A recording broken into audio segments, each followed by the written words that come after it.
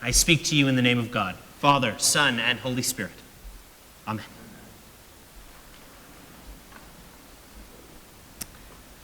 But when God. 3 words that I wish I had the courage to use more often. But when God. It still rings in my head, my preaching classes from seminary, where my professor Todd Townsend would say to us, don't you leave that pulpit until you've used the God sentence in your conclusion. Make sure the congregation hears about where God is active in the world. Don't just settle for telling people how they should be or how they should respond or how they should act. But make sure they hear about how God is alive and at work in acting in all of our lives. But using those words, but when God, using stories of where we see God alive and at work in our lives takes a little bit of courage in our culture. We're afraid to say things like that, to be seen as weird, or delusional, or just out of touch. But we hear some stories today in our scriptures that tell us different. We hear in the gospel story the story of a widow. A widow whose only son has died and is being carried out of the town as Jesus approaches in. And the context of this matters because a widow who only had one son who has died is in a pretty precarious situation. It's unlikely that she is going to be able to survive in the world in which she lives, a male-dominated culture that does not value her or give her a place to earn or live. And so when Jesus enters in to the town of Nain, and he sees her weeping, he's not indifferent to her suffering. He understands how dire a situation she faces. And so he tells her not to weep. And he says to the dead man, rise. I imagine for much of the rest of her life, she would have used those 3 words again and again and again, but when God. But when God intervened, interrupted, and changed her life. But when God. We hear the Old Testament reading today from the first book of Kings. But a woman who's not only starving for lack of food, but in her culture faces a situation that brings great shame upon herself as a foreigner arrives before her and she has no way to be hospitable to him. The prophet Isaiah comes before him and asks for food and drink. And in their culture, it meant everything to be able to provide such things. It was a way of life, the only way you could survive on the road. And so great shame she faced.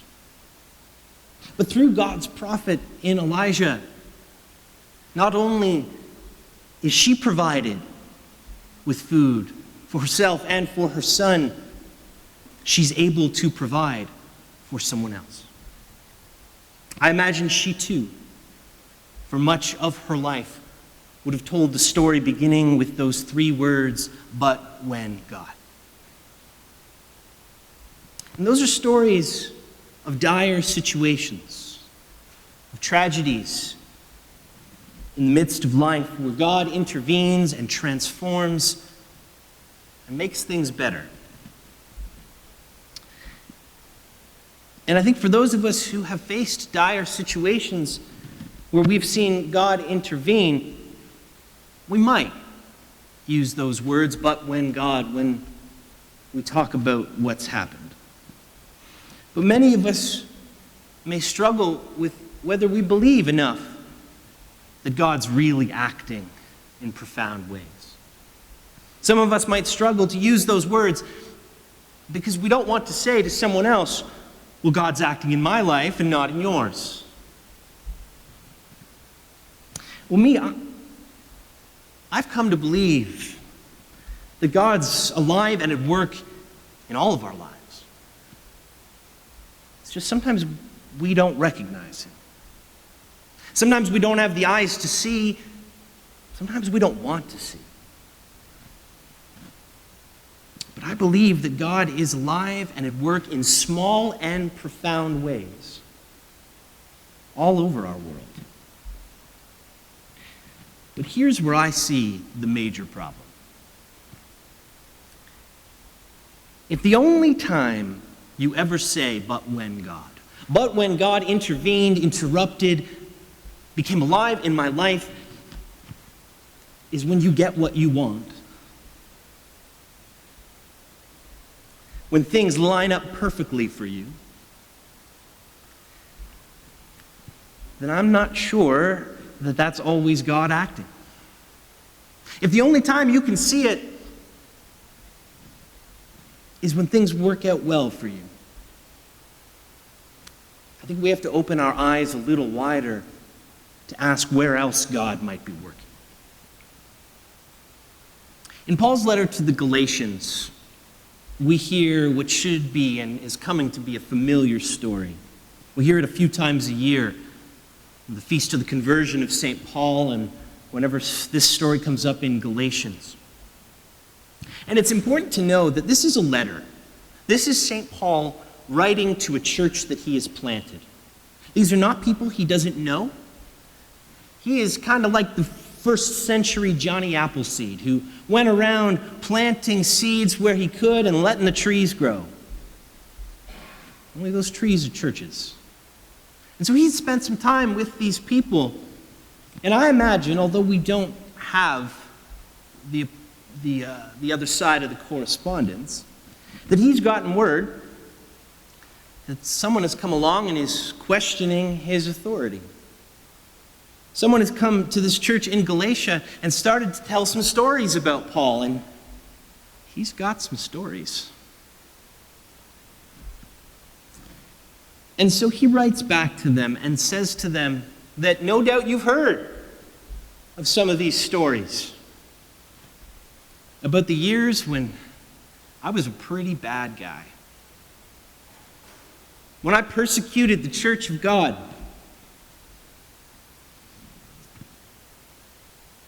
But the gospel that I've preached, he says, is not of human origin, is not something I was taught. It was something that was given to me as a revelation of Jesus Christ. And then he says at the beginning of verse 15, first chapter, the letter to the Galatians, he says, but when God, who set me apart when I was in my mother's womb, saw fit for me to become an apostle. But when God intervened, he was able to share that good news with the people of Galatia and so many other places and plant churches there. But here's where we would be quite seriously remiss if we missed this next point. He talks about his earlier life in Judaism, how he was far more zealous in the traditions of his ancestors. He was quite a well-respected and devout. He lived a good life. And when God interrupted Paul, it was not all roses and good times. He was now an apostle who had been set apart and who many hated. And they had a good and just reason to hate him. Life was going to be hard for Paul. He would be arrested a number of times, eventually put to death. And when he says, but when God,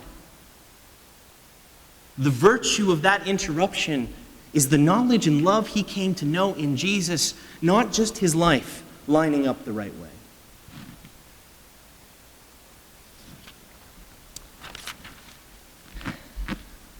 some wonderful stories in our community.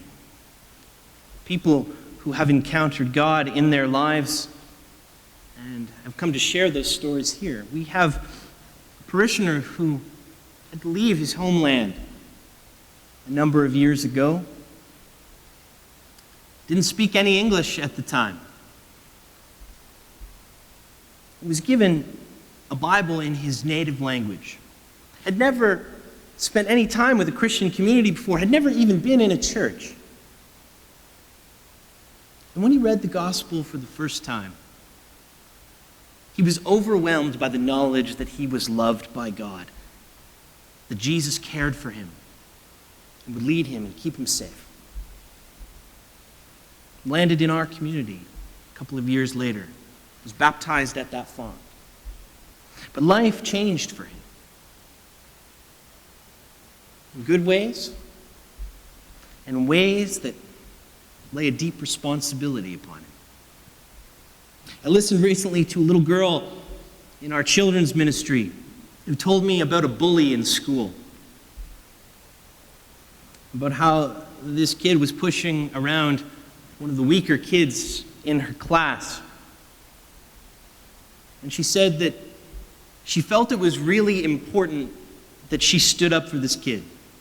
That she put herself in between the bully and the kid who was being bullied. And I asked why. And she says, isn't that what Jesus does? Isn't that what Jesus does in our lives? She essentially said, but when God intervened in the lives of those we've heard in our stories, in our scriptures, in the stories that she hears in Sunday school, and she wanted to follow God into those places.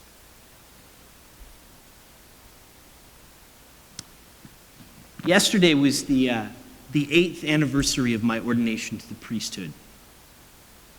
And I was saying to the ministry team yesterday that I'm not sure I know entirely what it is to be a priest today, and I certainly didn't 8 years ago yesterday. But in that first year, I had lots of eye-opening moments that made me question and doubt and made me worry about whether I was fit. And no more than this one day when I was asked to do the wedding of my best friend from childhood, the guy who's walked with me in so many different ways.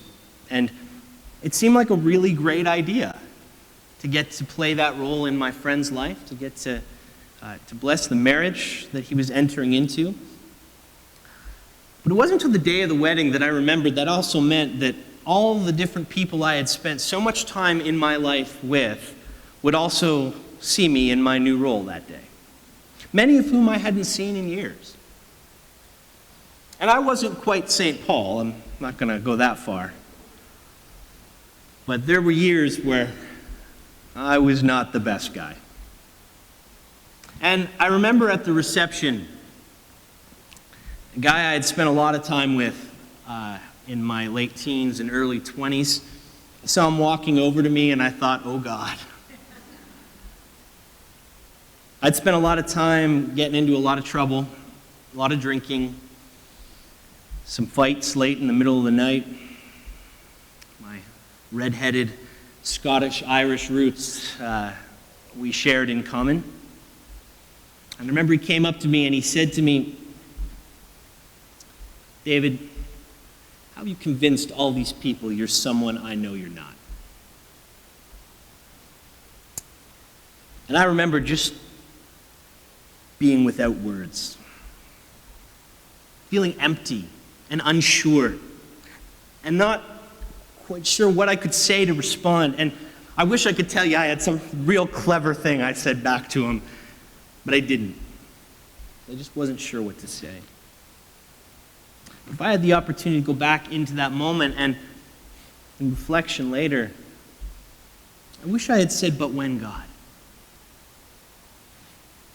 I wish I had said that there came a time when my eyes were open just wide enough that I could see God alive and at work in my life, and I couldn't ignore it anymore.